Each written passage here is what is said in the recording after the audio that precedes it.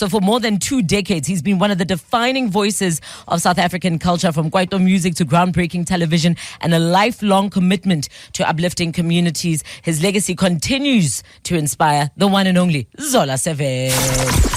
It's all the stories that matter and the people behind them. You're plugged into Your Story on 947 Drive with Thando.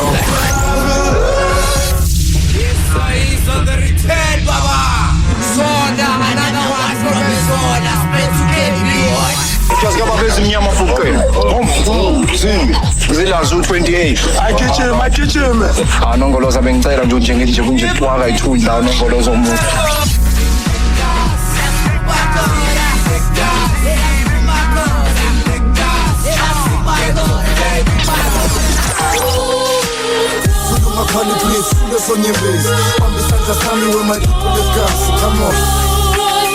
It's sounding like a song, but wait, I think we have the first artist on a genre of music which we can call quite opera.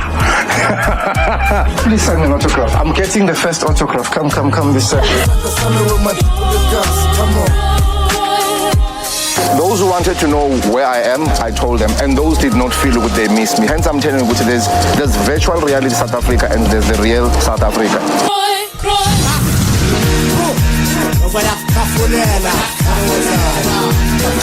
What I'm doing almost has got nothing to do with the present. It's got something to do with the future, which unfortunately I won't be there to see because I'll have to move on.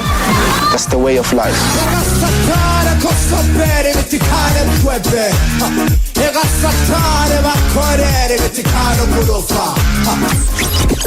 It's all the stories that matter and the people behind them. You're plugged into Your Story on 947 Drive with Thando. And he joins us live.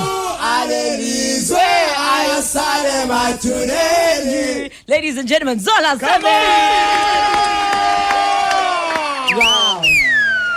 That felt to me like the soundtrack of my childhood. What an honor to sit across you and have this conversation with you today. Yo, I'm your boy. No, really, what an honor to have you. I will admit, though, I was 2 years old when I found out that Zola, the name you took from Uklale Zola. Yes. Because I needed to kill Papa Action. Okay. Because I thought maybe that's some kind of intellectual property. Yeah. And I was the second Papa Action, so it wasn't going to work for me. And a lot of people were calling me Papa Action. I was like, I remember like growing up in Soweto, like, but ungandlule Zola. Like, don't go past Zola. If you give it takes, make sure it doesn't go past Zola because it's so dangerous. And it had that sort of stigma back in the day, which I think you completely turned around. Yeah, Nati, we had a girl that we never made a move on. She went to some school at Kogi, plays and I'm a stripe because she always had a nobkiri popping at the back. Can't she was just playing field hockey, so Zanga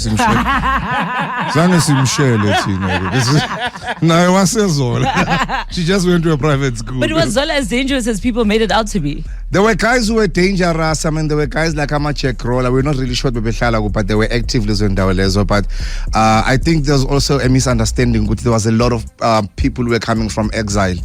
From Zola and who were very vocal because here we are, there's a lot of uncles Zekasi, Abanama dreadlocks, and they're speaking another language and they're wearing very, very conscious from Tanzania and everywhere. And then I think somewhere Lapo, information got mixed up a bit. Yeah. Okay, so it was misinformation. It's not that Zola was badly violent. No, but you know, but you know, my uncle, we knew yes, no, and how does that affect then a young Zola growing up in Zola, raised by a single mom? How does it, influence the Zola that sits across us today? You made your choices when you were young. You chose you chose the people you wanted to listen to. I was always interested in these guys coming from Tanzania, Nabo Antibakon, and the stories that they were saying, and that eventually will somehow also affect your lyrics in terms of hip hop, and then Svai Ili Club, at some point, you know, and we are playing basketball, rugby, and those things affect what we become. And the books that we read, because there were books that were just not available at school. We didn't know that next door there was a black president called Robert. Nah, they didn't give us that information. But they told us about Bismarck and Adolf Hitler. Yes. And I mean, a lot of people, a lot of successful people came out of Zola as well. And I think people don't talk about that often enough. Yeah, we have lawyers, we have doctors. We have one girl we helped, and she became an aviation engineer. Sure. Umandi, so those things are not being talked about. I think in every hood, there are people like that. They're just not visible. And if they're not visible, then the information won't trickle down. Yeah. And I mean, later on, we'll touch on Zola 7 and how you helped those people be visible. But let's start in the beginning where we met you, season 2 of Yizo Yizo. You are replacing Honi at this time. Yes. Honi Nyakala. Yes. Obviously, Yizo Yizo is a big deal. It's a big deal. You already understand what you're going into. I know what I'm going through, and I'm shaking. I'm like, yo. At the same time, I'm rapping there on set, and the Bible's with what is he saying? And the other guys are translating what I'm saying. Turns out there's a project, Veleo Music. So they grab me, they drag me into the studio, and the rest are. But let's talk about the acting before we get into the acting part. Yeah. Utebucho was very free. Utebucho would give us a script, like a guideline, and would say, guys, be free, speak the way in Kuma Konekasi, because Naming Puma Kasi, so freestyle basically. So our acting was that easy, you know. And every now and then you have to pick up something some stupid thing your uncle did, and you put it in there as a scene, you know. It was like that. Because Koni Uncle Ambel Vano Papa Action. Ganjan, what would he do? What would he do? He had a violent death, but he was a very wonderful uncle. Yeah. I mean, you could tell by, even just how South Africans received Yizo Yizo. It was in a time where we're having conversations. I remember my mother would say, Yizo Yizo, it's time to go to sleep. Yeah. In the black community or black families, the young kids were told to stay away from Yizo Yizo. But I mean, we'd obviously, lunguza here and there. Why do you think it was so impactful? The conversations were tough, okay? You have to look into a history of religion, right? You have to look into what Abelungu prefer to call our culture, but we prefer to call it a religion because you cannot relegate us into something else, you know? And these things were taboo. They were not being discussed. And at some point, I sometimes think a lot of people got infected in HIV because these things were not discussed in time. A lot of boys and girls lost their virginity. If it was discussed in time, but it was always a taboo. It's always been a taboo for thousands and thousands of years. So Yizo Yizo was trying to break that. Yeah, and it did that successfully. Yes. It did that successfully. Also launched careers of many South Africans. Hey. Abo Shamini Mtinta, Tembisiete, Mishek Mavuso. Hey. I mean, this was for, I imagine a lot of you, the first on-screen job. Hey, they launched us. I thought I was going to the moon and I landed on Mars. I was like, man. Yeah. And the chain is wonderful. I mean, companies that they never even looked at you, you know, now they are all calling you. We're going to studios, other television companies like this is actually happening, and I can't lose this now because I have this background of mine. And now with that, then comes the soundtrack for Yizo Yizo. And I mean, like immediately when you hear it, the first thing you're thinking of is Yizo Yizo. Was that a natural progression from the acting to the music? Yes, because I'd always been a musician. I attend my concert and stuff and everything. Ikwaito is big, but I can get for some strange reason. You have your mega artist, but I can get we don't know what. So this was like, okay, fine. This is us now. We're doing it on our own. Because and we don't know which why. And then we needed to protect this baby. And we were coming with hardcore lyrics. Yeah. We were not apologetic. No, you were not apologetic. No. Where did that come from, right? Where you, in a world where everyone is saying and everything is saying back valela or things don't happen, but you were relentless and resilient. Yes, I mean, I do have a background in hip hop. I do have a background in poetry, so Kwaito was easy for me. But Kwaito be fast, young told. So you have to pack your lyrics in a certain way, and you have to pack that 16. Or KB is gonna delete it and tell you to do it again. You know, he was like a very terrible principal. We're hanging out with the legendary Zola 7. Zola 7 is in the building. Come on. Hey! And I mean, before we took a break, we spoke about how raw and honest your music was and unapologetic. Mdrembe is like, come on. It doesn't get more raw than this. And this is how we are then introduced to you in the music world. Yes, as a skinny kid. Yeah. I always say that people used to think I'm hot. I was hungry. I just wanted I wanted to eat all the props, man. What are you doing here? Bolambi. Yeah. And then I thought what was something really beautiful that you did is you introduced us to a completely different side of you with this one. Yes. Girl. This is a softer Zola, but the Yes. story behind this is actually what I thought was the most interesting. The fact that Usis Tembisile Twala, who I understand is now passed away, she wrote in onto Zola 7, Yes. the show, to say, no one's taking me seriously as an opera singer. And she gave me a challenge. And I said, okay, let's go. Okay. What was the challenge? Sangene, she said, I want to do a song. Yeah. And then sang in a studio, and then she sang. I was like, okay, fine, let's go hip hop with this one. And then the lyrics just happened naturally because, you know, like, I think Maungangam, you've seen a friend or two bleeding a stratum, you know. So the lyrics kind of like came from there, and she nailed it. After that, she started traveling all over the world. Wow. We didn't see much of her, and then I believe she went to Kaya Newcastle with a Section 5, and then she's ever since passed on. Yeah, may she So rest the in song peace. stays there as a legacy. Absolutely, and you are responsible for that, and that's just one of the many stories of people's lives you've changed. I'll never forget watching Zola 7. You come home, really, because there was nothing on television quite like that. Yeah. There was no social media, so the only way you seeing what's happening in the rest of South Africa other than the news is Zola's telling us what people in SA are going through in real time. Even then, the parents sometimes would chase their kids away because would have just one raw episode at the beginning. Any mom will say, "Now this episode the kids cannot watch." Yeah. Would work with prostitutes, would work with all of these other people who've got people who really want to say things about what's happening on the streets and wherever they are. So Nakona depended on the type of episode that we are going to be airing that week. What's the most memorable story that you received on Zola 7? Some is the ones that we say we can't, whereby It didn't happen. The channel was like, nah, No. this cannot happen. Tell us. You know. It's many years later. Yeah. I think Uthembi was one of the best episodes I've ever done. There was also a young boy. I'm leaning more into what I do for a living. There was a young boy who wanted to do a video. He wanted to direct a video. So we ended up shooting a video. Ayengoma, that's where I'm from. I wrote that, and I think he was 13 then. And then there was also an episode of a young boy who he had lost one eye and was losing the other one. I think he wanted to become a DJ. That was a very touchy story with South Africans because their parents were looking at the fact, you know, this kid is normal. He's just blind. How did you manage to turn your image around that beautifully? Because Suwazu Papa Action, right? Yes. And back then, South Africans had a tough time discerning between the person and a character. Yeah. So you are Papa Action as far as we're concerned. Yeah. No, Papa Action is now helping, the poor. I tell you what, in interviews, I deliberately spoke differently.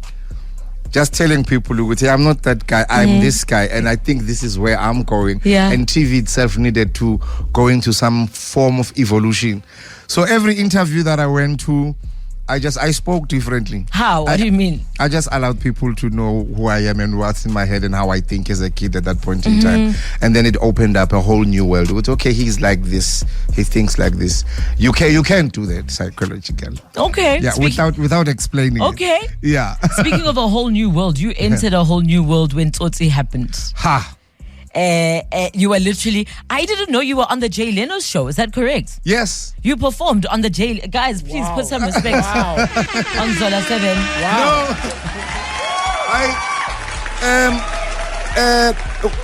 I gave him a chain lamu Jay Leno, and then go perform South Africa. Because I think he was on the way and I was still gonna stay in America. Okay. But we met, we talked about things and maybe Sazwe and Zega in the future. Okay. I hear that the director of Tsotsi, Gavin Hood, specifically needed you to do the soundtrack for Tsotsi because he felt like it was probably a reflection of South African township culture. Yes. And Kevin, because we need him now. He needs to come and ever. I hear he went and directed Wolverine.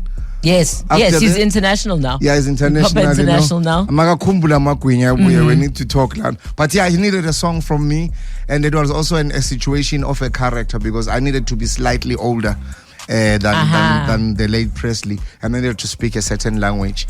So that's how basically I got the job. But did the experience, the whole Tsotsi experience, change your view? Because here you are, a boy from Zola. Now all of a sudden we're in America, and I've done also a song to this film that's now won an Oscar. The Oscar. It reads like a fairy tale. I saw them all there. Yeah, they are so simple. He out in just background. And then when he called me by name, I was like, how do you know me? He says I play golf in South Africa. So but there was very simple. I think at some point we ended up in a house. I own utoli party sasmenyo kona usis Nandi. She's always been with him. Lion King, I say America. I think she's part. So you were at Dolly Parton's house? Yes. Beninzan. It's a huge South African community. Yeah. So there are people who are still doing Lion King, La Payana. There are people who are directors. There are people who are cameramen. If you walk in Hollywood, I'm sure within 30 minutes you'll pick up a language you know from home. It's not as complicated as not that facade they show at TV. They're just ordinary people, and a lot of them have houses in South Africa, by the way. How did it change your perception of what we as South Africans can do and how our music, our television, our personalities travel and are received so well? I want to art is actually the cosmetics of a country. America understands that.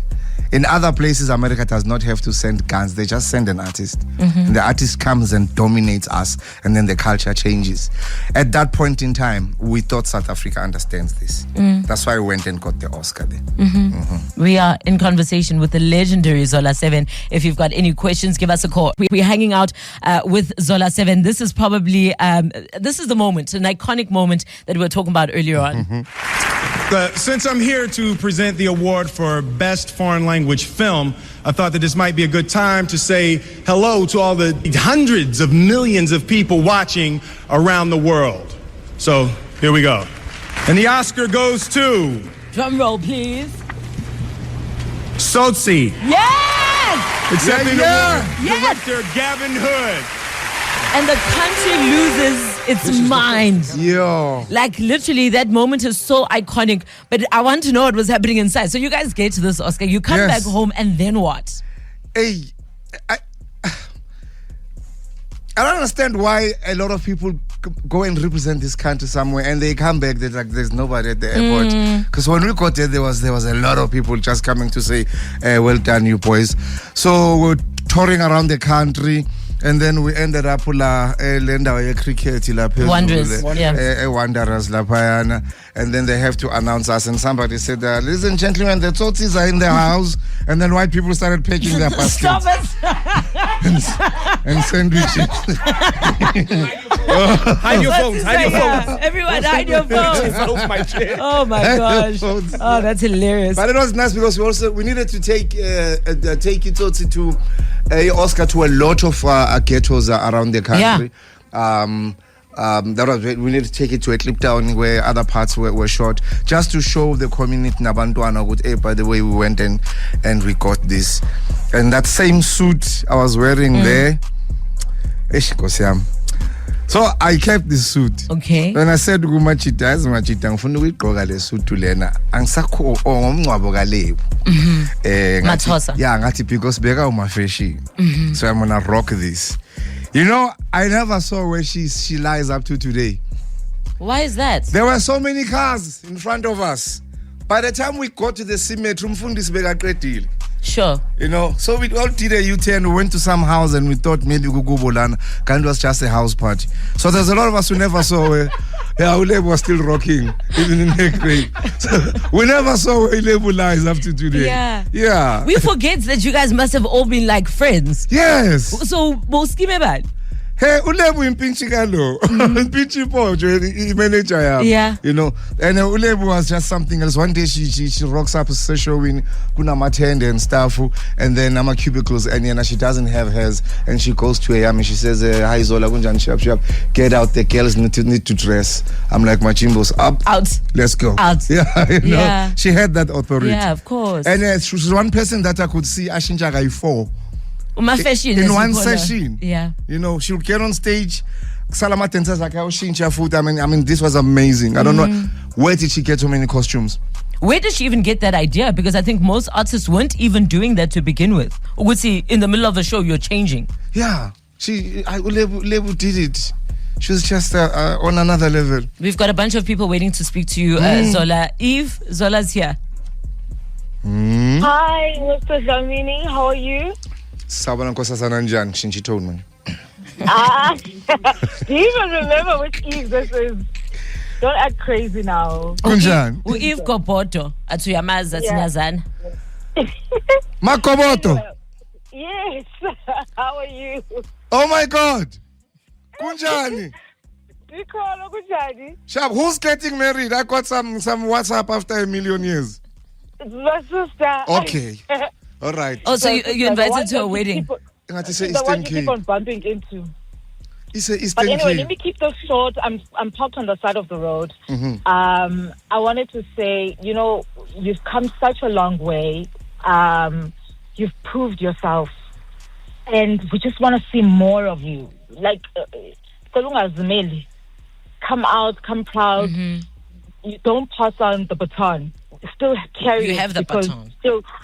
We still want you out there, and we'll continue to support you, and we love you so much. My sisters, I told them that the radio is going to call me back, and I said, guys, listen, our brother, you know, we'll always love you, and we'll always support you. So we want more of you. Thank you, Thando Sam.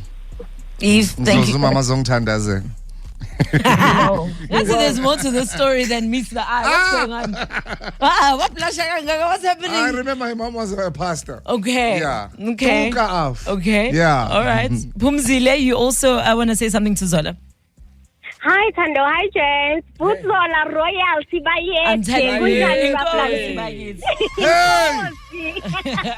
Someone. You've made our years so beautiful. You even rapped about it in one of your songs. I will never forget that line from that song, because you did exactly that for us. You made our childhood. I'm sure about 2 years. Yes. I was so excited. I was like, why am I released? But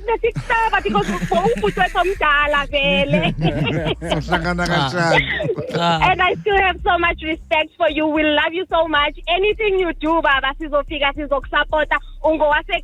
forever be ours.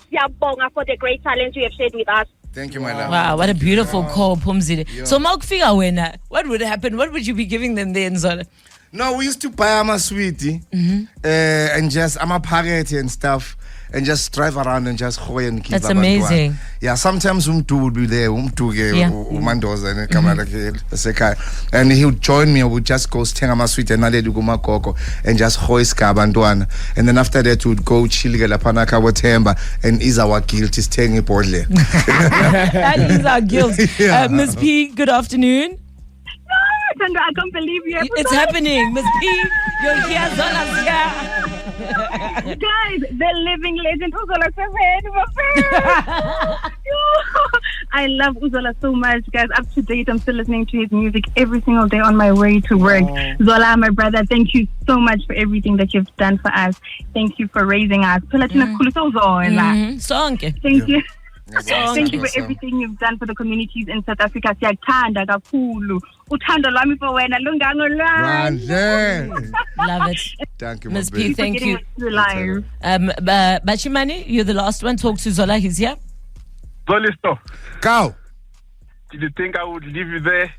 I love you, Nyukelege. Ah. Side every day, ne? Zolisto, Pagama, Nyukbandege. Tsotsi. I am. My brother. No, my brother, you've always been my childhood superhero. I've never met you in real life, but you know, you've touched me in so many ways with Zola 7. I remember the episode as a young kid in primary school, 2003. And yeah, I mean, I've always valued you so much, and I got so hurt when your health was not okay. But I believe that you'll be back, and yeah, you'll just take good care of your health. And you know, just bear in mind that you are a childhood superhero. We've always looked up to you, and we love you dearly as a nation. Take care of yourself. Bashimani, thank you so much for that call. This is true. You raised us. All of us sitting here in this room, our childhood does not exist without Zola 7, either in our faces, on our screens, or as the backdrop to, you know, the music that we're listening to. So as to what Bashimani said, we know you weren't doing well. When was it? 2021. Yeah. But you look strong, you look healthy, and I know you're a big advocate on chronic epilepsy and the fact that black people don't know what that is. Yeah, hey, we need to put it out there and really have conversations about it, especially with the kids, because it's very scary when you see a child get seizures. We need to talk about it. I'm sort of like an indirect advocate. Yeah, advocate. Yeah. How do you? If someone says, "What is chronic epilepsy?" In Zulu. No, in Zulu, in English, no mayin. Angivele ngithi hayi gogo isifo sokuwa bese ngiyachaza ukuthi hayi gogo ke lesifo lesi sidinga lo dokotela ukuthiwa ke i-neurologist fanele awuhlola ingane ekhanda banendle bazoyiscan ingane ekhanda bathola ukuthi ingane idliwa yini bese bekunikeza umuntu ofanele bese ngichaza indaba yo 200 milligram no 400 milligram because I started ngo 400 milligram. When it got better I went down. So because I know about gogo sometimes people say a lot of things. I was about to ask. What would they say? Some people still believe in that, but double check. I'm sure those things are but it's okay to chat ingane ihambe yocheckwa. Bakhona bodokotela ebhara bakhona nasezola clinic imangabo ungapha ngakithi ukuthi bawo double check umntwana owayo ukuthi unjani. And then the most important thing, everybody around that child must know exactly what to do when that child falls.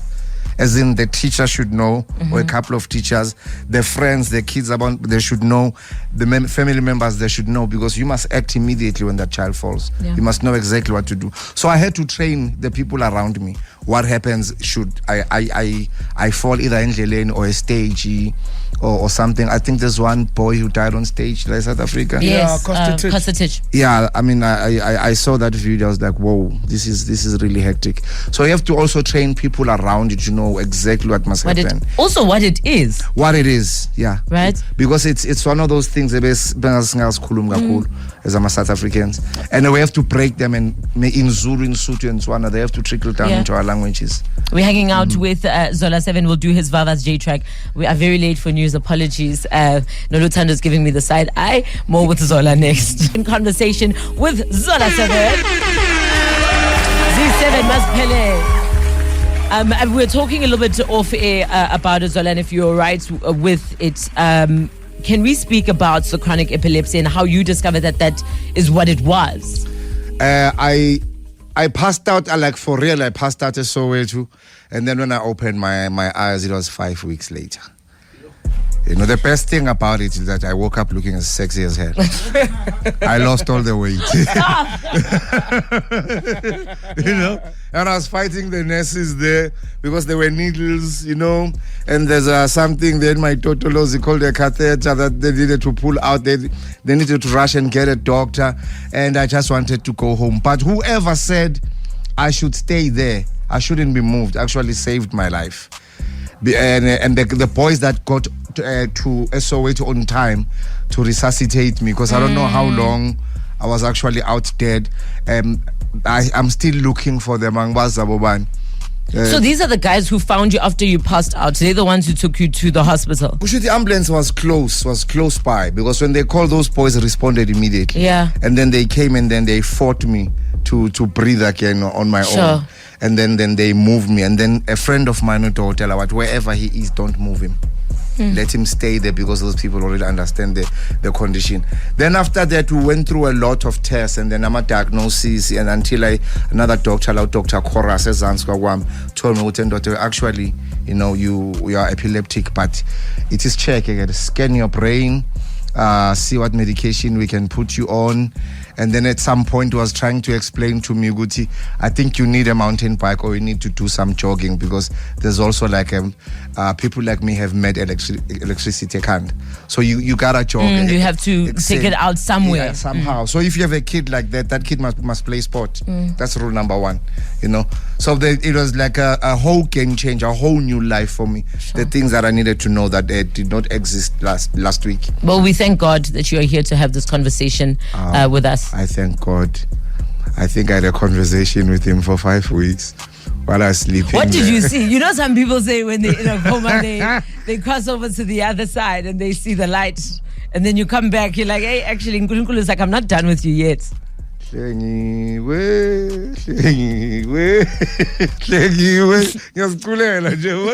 me to answer that? Yes. That is a bit difficult. No, truly, honestly. Okay, it comes after a book that I read that fell off a shelf called Conversations Beyond the Veil by Jasper Swain. A guy that was in KZN who also crossed over. Couple of years after that, this thing happens to me. And I tried to find him, and they told me he had ever since passed on. Yeah, there's things you see on the other side. What did you see? Well, I mean, my heaven is more kind of rural, with very big green trees. So these Roman pillars, they didn't exist where I was, And I was having a conversation with a couple of people. I was finishing conversations, including my grandmother. Sure. Yeah, who passed in 1994, I think. And you remember that vividly? You remember it clearly? Clearly. So when I came back, there are things I can do, there are things I cannot do. Does that then change how you live? Obviously. It changes absolutely everything. Most likely, I'll be in my garden. If I've had my medication, I'll be in bed. Besides that, we are on the road all the time. Yeah. It changes completely everything. Because you feel like you're being given a second chance and you don't know why. Because cats who spend all of their lives going to church don't always get it. And then you're like, okay, fine, life I'm finally changing. Then you relook everything. Yeah. That does not need a psychologist. But I'm not wishing anybody to go through that, what I went through. Well, it makes sense why then this was your Vava's J track. All right, so the song that Zola chose today as his Vava's J track was released in 2024. Esandleni is a heartful worship anthem centered on trusting God through life's challenges. So, I mean, I don't even need to ask you why you chose the song. It's Zola's Vava's J track, Nontokozo Mkhize on 947. We just got really spiritual in this room. And I think yours and like your destiny and your purpose is so clear. Yes. I've never seen someone's purpose so clear. From the get-go. What you were meant to do is the callers we got today. Yeah. You are there to give hope. Yes. You are there to remind people who they are when they forget. Yeah. You are there to take people to the next when they think they can't because they lack. Yeah. And again, I mean, just with the song, you're saying God is saying each one of us is enough. I don't have enough words to thank you for the life that you lived or have lived and will continue to live in the name of Jesus. I'm getting very spiritual. I can see.